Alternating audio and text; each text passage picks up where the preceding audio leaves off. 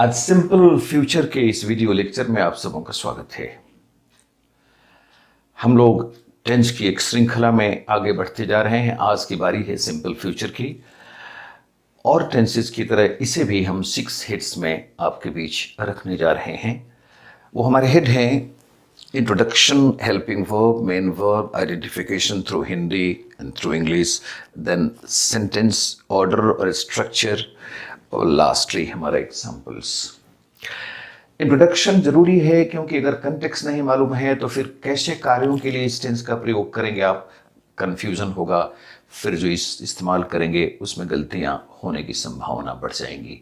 इसलिए हर टेंस का कंटेक्स्ट जानना जरूरी है कि where this kind of sentence in which situation condition it can be used, ये जानना जरूरी है।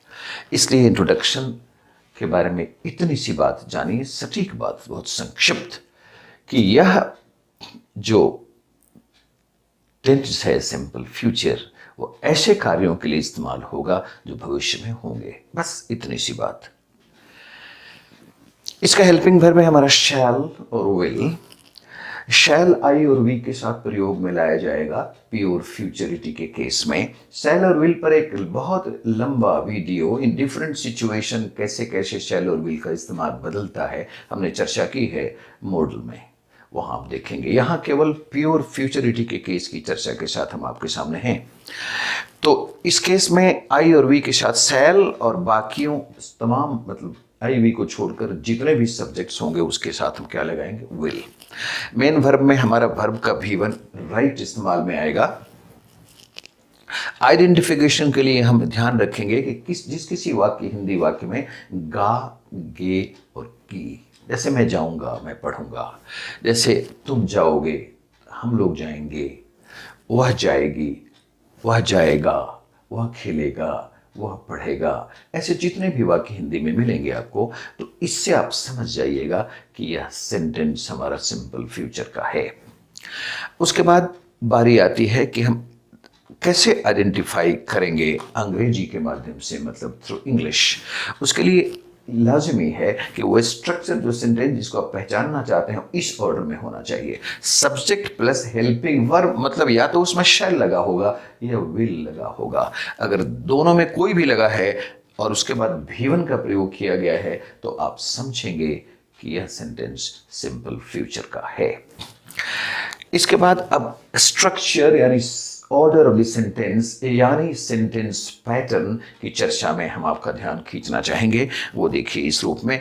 ऑर्डर तो यही सुनिश्चित हो गया आइडेंटिफिकेशन में ही। अब इस ऑर्डर को हम यहाँ शब्द दे रहे हैं। सब्जेक्ट की जगह यहाँ आई है, वी है, यू है, ही, शी, मोहन, दे है। और यहाँ हेल्पिंग वर्ब के रूप में दोनों का प्रयोग आप देखेंगे, आई और वी के साथ शैल का, बाकी तमाम सब्जेक्ट्स के साथ विल का। और उसके बाद हमने हर जगह वर्ब का V1 रखा है, तो सेंटेंस ऑर्डर आपका यही होगा। अब इसको हम आपको 6 पॉसिबल स्ट्रक्चर्स में आपके बीच रख रहे हैं। हर टेंस को इसको भी रखेंगे। जैसे अब इसको देखिए, आई shall right, we shall write, दो के साथ शैल लगा, बाकियों के साथ विल लगेगा। You will right, he will write, she will write, Mohan will write, they will write. मैं लिखूंगा, हम लोग लिखेंगे, तुम लिखोगे, तुम लोग लिखोगे, वह लिखेगा, वह लिखेगी, मोहन लिखेगा, वे लोग लिखेंगे। हिंदी हो गई। फिर इसको हम नेगेटिव करेंगे। तो नेगेटिव करेंगे तो हम उसमें नॉट का प्रयोग करेंगे, शैल के साथ वो लगेगा। शैल के साथ नॉट लगेगा तो शैल नॉट भी हम बोल सकते हैं। और उसको एब्रिज्ड करेंगे जब कॉन्ट्रैक्ट, तो फिर शैल नॉट नहीं होगा, तो वो शांत हो जाएगा। इस दोनों चीज को आप देखिए। नेगेटिव हो रहा है, I shan't write, we shan't write, you won't write, you will और नॉट को हम ओंट बोलते हैं कॉन्ट्रैक्टेड फॉर्म में। तो I shan't write, we shan't write, you won't write, he won't write, she won't write, Mohan won't write and they won't write. Negative हो गया। मैं नहीं लिखूंगा, हम लोग नहीं लिखेंगे, तुम नहीं लिखोगे, तुम लोग नहीं लिखोगे, वह नहीं लिखेगा, वह नहीं लिखेगी, मोहन नहीं लिखेगा और वे लोग नहीं लिखेंगे। नेगेटिव हो गया। इसके बाद हम लोग आ जाएंगे और इसको ऐसे भी कर सकते हैं, I shall not write, we shall not write, you will not write, ये भी कर सकते हैं। फिर इसके बाद हमारा होगा इंटरोगेटिव स्ट्रक्चर। वो देखिए, इसको हम बाहर ले आएंगे। तो इसको बाहर ले आएंगे तो क्या होगा, shall I write, shall we write, will you write, will he write, will she write, will Mohan write, है ना, और विल दे राइट। इंट्रोगेटिव हो गया, क्या मैं लिखूंगा, क्या हम लोग लिखेंगे, क्या तुम लिखोगे, क्या तुम लोग लिखोगे, क्या वह लिखेगा, क्या वह लिखेगी, क्या मोहन लिखेगा, क्या वे लोग लिखेंगे। फिर उसके बाद हम आ जाएंगे इसके निगेटिव इंट्रोगेटिव पर। अब देखिए, अब वहां एक तो होगा shan't I write, shan't we write, won't you write, won't you write, won't he write, won't she write, won't Mohan write, won't they write. फिर हम ये भी कर सकते हैं, shall I not write, shall we not write, will you not write, will you not write, will he not write, will she not write, will Mohan not write, will they not write। तो negative interrogative भी हो गया। अब इसके बाद जब ये हो जाता है तो हम 6 पॉसिबल स्ट्रक्चर की चर्चा समाप्त कर चुके। इसके बाद बारी आती है एग्जाम्पल्स की। तो एग्जाम्पल्स में मैं यही ध्यान रख रहा हूं कि इस पर 10-12 एग्जाम्पल्स आपके सामने रखे जाएं जो सिंपल सेंटेंस के फॉर्म में भी हों और कॉम्प्लेक्स सेंटेंस के फॉर्म में भी हों। तो यहां हम आपको देने जा रहे हैं, ये देखिए एग्जाम्पल्स। जैसे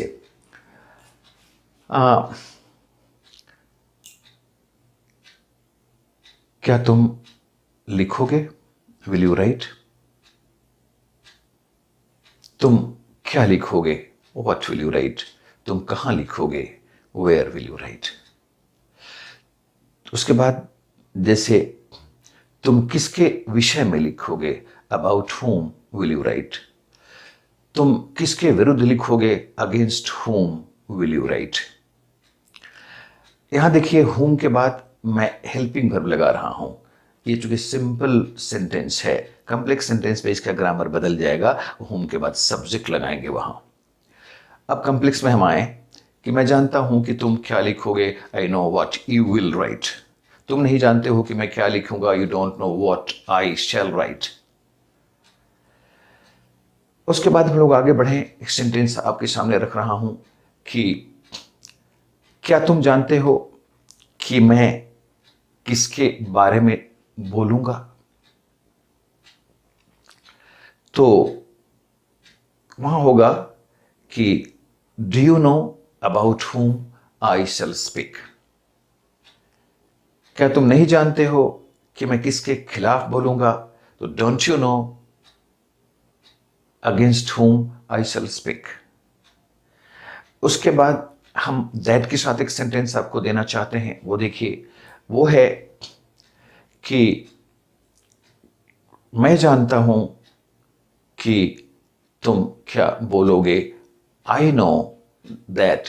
मैं जानता हूं कि तुम बोलोगे, क्या नहीं इस्तेमाल करेंगे इसमें, क्योंकि दैट के साथ हम इसको नहीं लगा सकते। तो हमारे साथ मैंडेटरी है ये पोजीशन कि हम उसमें कब, क्यों, कहां, कैसे इस्तेमाल ना करें। मैं जानता हूं कि तुम बोलोगे, I know that you will speak. क्या तुम नहीं जानते हो कि मैं बोलूंगा, don't you know that I shall speak. इसके बाद हम चर्चा में करेंगे एक अलग तरह का सेंटेंस फिर कि क्या तुम जानते हो कि मैं कब और कहां बोलूंगा, do you know when and where I shall speak. और क्या तुम नहीं जानते हो कि मैं क्यों और कैसे बोलूंगा, तो don't you know why and how I shall speak. तो इस तरह के स्ट्रक्चर्स के साथ हमने आपको 10-12 एग्जाम्पल्स भी रखे जिसमें हम लोगों ने सिंपल फ्यूचर के स्ट्रक्चर को मेंटेन किया है। इसमें सिंपल सेंटेंस भी है, उसके ग्रामर अलग है, मैं सब टेंस में इस चर्चा करता रहा हूं।